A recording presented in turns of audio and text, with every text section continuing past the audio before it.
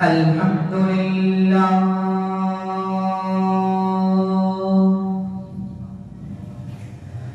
الحمد لله رب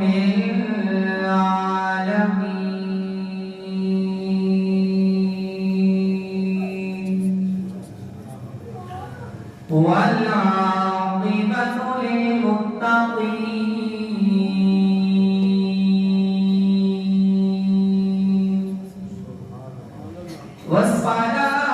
والصلاة والسلام على أشرف الأنبياء والمرسلين أما بعد فأعوذ بالله من الشيطان الرجيم بسم الله الرحمن الرحيم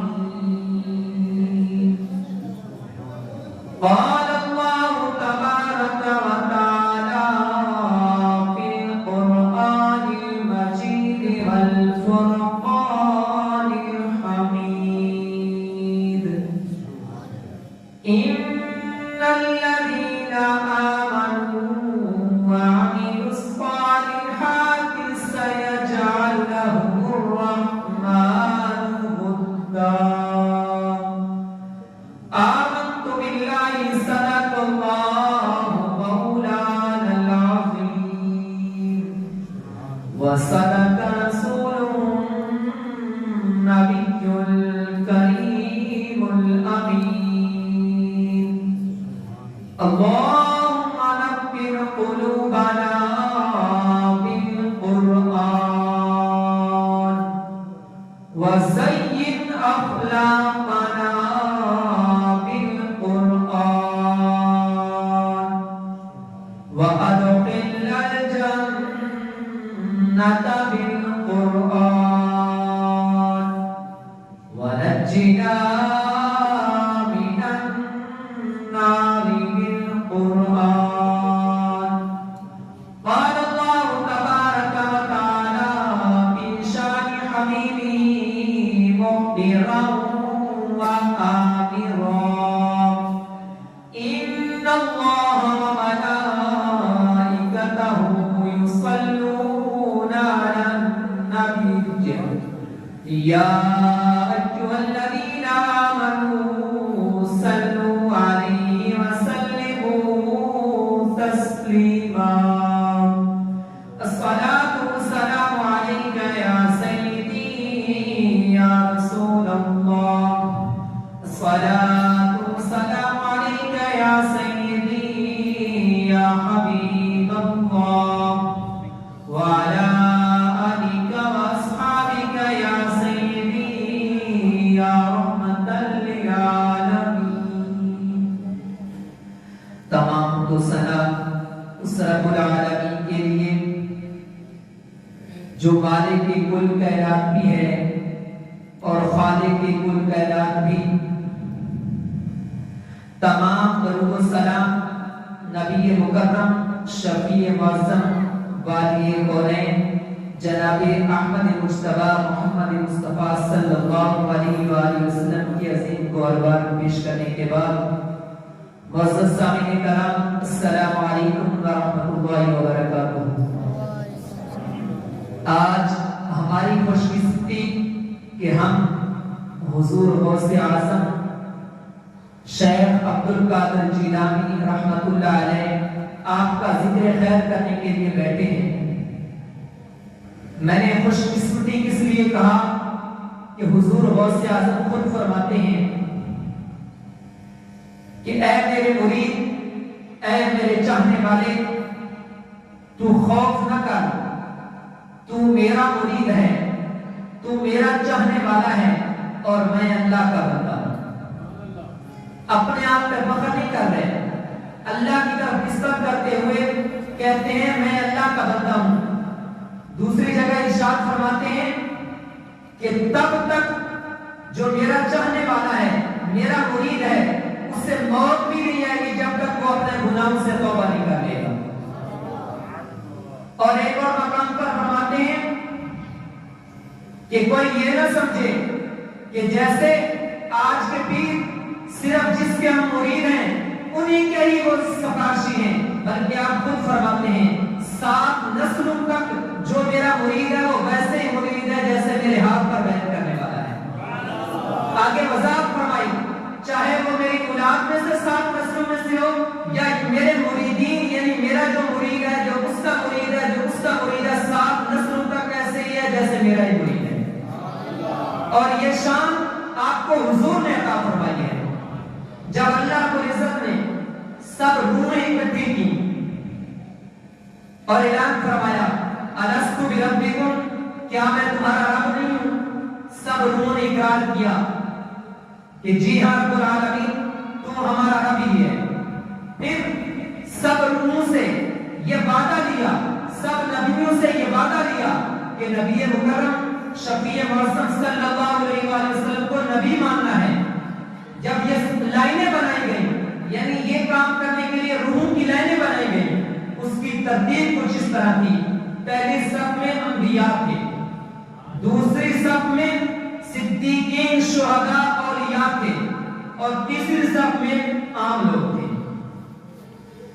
جب یہ 3 صفیں بن گئیں، انبیاء کی صف، اس کے بعد اولیاء صدیقین صالحین کی صف، پھر عام لوگوں کی صف، شیخ عبد القادر جیلانی کی روح ولیوں والی صف سے نکل کر نبیوں والی صف کی طرف بھاگنا شروع کر دیتی ہے۔ وہ ہرگز نبی نہیں، ہمارا یہ عقیدہ ہے، لیکن بات پختہ سنانے لگا ہوں آپ کو اور آپ کے عقیدے کی سنانے لگا ہوں۔ روح آگے جاتی ہے، فرشتے اس سے پکڑ کے پیچھے اور یا والی روح میں شامل کر دیتے ہیں۔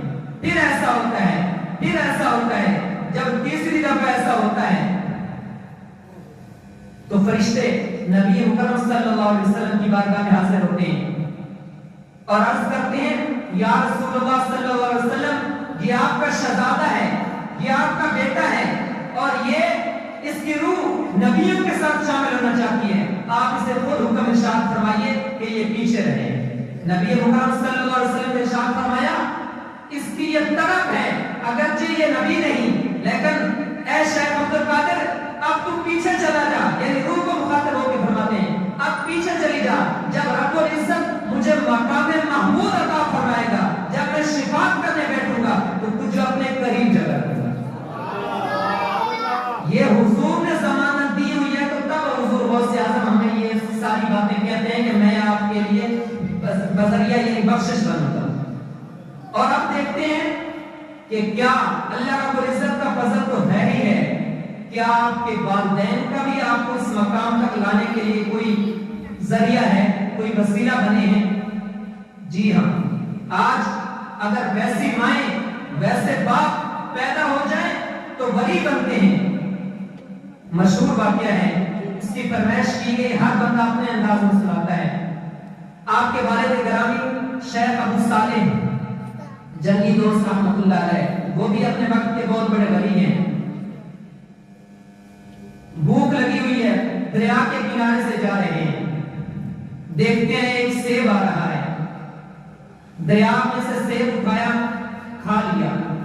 بھوک بہت زیادہ لگی ہوئی تھی، جب کھا لیا تو اس کے بعد کیا دیکھتے ہیں، ذہن میں خیال آیا اے ابو صالح یہ کھا تو لیا ہے، اگر قیامت کے دن اس کے مالک نے مانگ لیا تو رب کے ہاں کیسے پیش ہوگا؟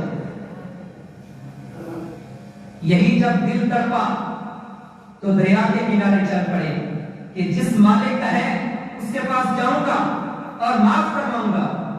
وہاں گئے، دیکھا ایک باغ ہے، اس کے سیب لٹکے ہوئے دریا میں، سمجھ گئے کہ شاید یہی باغ ہوگا۔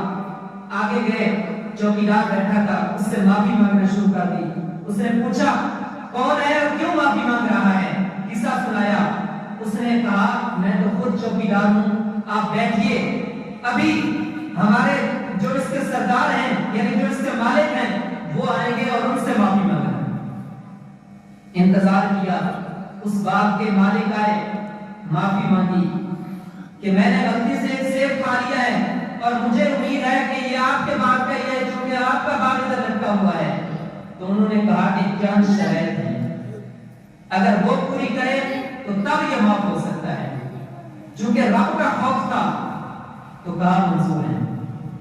انہوں نے کہا پہلی جو سب سے سخت سزا ہے، جو شرط ہے، وہ یہ ہے کہ 12 سال اس باغ کی رکھوالی کرنی ہوگی۔ کہا منظور ہے۔ رکھوالی شروع کر دی۔ چند دن گزرے، چند سال گزرے، ایک دن بادشاہ نے بلایا اور کہا عبد القادر وہاں سے سیب توڑ کر لا۔ سیب توڑ کر لائے۔ مالک نے کھایا، وہ سیب کھٹا تھا۔ جیسے مالک کی عادت ہوتی ہے، وہ غصے ہوئے کہ اتنا عرصہ ہو گیا کہ باپ نے آج تک یہ نہیں پتا چلا کہ میٹھا سیب کون سا اور کھٹا سیب کون سا ہے۔ تو ہاتھ جوڑ کر عرض کرنے لگے ایک سیب بخشوانے کے لیے 12 سال نوکری کی، اب میں کیا چیک کر رہا ہوں، یعنی ابھی تک آپ نے میری ڈپٹی لگائی تھی ان کی رکھوالی کرنے کے لیے، چیک کرنے کے لیے نہیں، جب سے ڈپٹی لگائی ہے میں نے ان کی طرف دیکھا ہی نہیں۔ جب سے ڈپٹی لگائی ہے میں نے ان کی طرف دیکھا ہی نہیں۔ پتہ تو اس کو ہوتا جو ان کو کھاتا، میں تو ایک سیب کی معافی مانگنے کے لیے اتنی تکلیفیں برداشت کر رہا ہوں۔ وقت گزرتا گیا، 12 سال پورے ہوئے تو پھر اجازت چاہیے۔ انہوں نے کہا نہیں، اب ایک اور شرط ہے، اگر وہ مانے گا تو سیب معاف کر دوں گا۔ کہا منظور ہے، سیب معاف ہو جائے گا؟ انہوں نے فرمایا جی معاف ہو جائے گا۔ فرمایا معاف ہو جائے گا لیکن یہ شرط پوری کرنی ہوگی۔ عرض کیا حکم فرمائیے۔ فرمایا یہ شرط یہ ہے کہ میری ایک لڑکی ہے، وہ ہاتھوں سے بھی معذور ہے، کانوں سے بھی معذور ہے، آنکھوں سے بھی معذور ہے، پاؤں سے بھی معذور ہے، اس کے ساتھ نکاح کرنا ہوگا۔ کہا منظور ہے، سیب معاف ہو جائے گا۔ لفظ ایک ہے زبان پہ کہ کہیں رب راضی ہو جائے، سیب معاف ہو جائے گا۔ کہا ہو جائے گا۔ نکاح ہوا۔ رات کو جب کمرے میں گئے، دیکھا حسین خوبصورت لڑکی دھاڑے مارتے ہوئے باہر آئے۔ اس لڑکی کے والد کے پاس کہ آپ نے کہا تھا یہ لڑکی معذور ہے، یہ تو اتنی خوبصورت لڑکی ہے۔ وہ بھی اللہ کا ولی تھا۔ اس نے کہا میں نے تجھے دیکھ لیا کہ یہ لڑکی تیرے قابل ہی ہے اور اس لڑکی کو میں کسی اور کو دے ہی نہیں سکتا تھا۔ یہ لڑکی سلامت ہے، لیکن میں اس لیے کہا کہ ہاتھ اس لیے معذور کہا کہ اس نے کبھی کوئی ایسا کام نہیں کیا جو اللہ رب العزت کے حکم کے خلاف ہو۔ کان اس لیے کہا کہ کانوں سے بیری ہے کہ کبھی اس نے غیر محرم مرد کی آواز ہی نہیں سنی جب قرآن سنتی ہے یا حدیث سنتی ہے۔ زبان اس لیے کہا اس کی نہیں ہے کہ کبھی اللہ رب العزت کے فرمان اور نبی مکرم صلی اللہ علیہ وسلم کے فرمان کے علاوہ کچھ بولا ہی نہیں۔ پاؤں سے اس لیے معذور کہا کہ کبھی اللہ اور اس کے رسول کے علاوہ اس نے قدم بائے نہیں۔ جب والدین ایسے ہوں تو پھر جو بیٹا پیدا ہوتا ہے اسے عبد القادر کہا جاتا ہے۔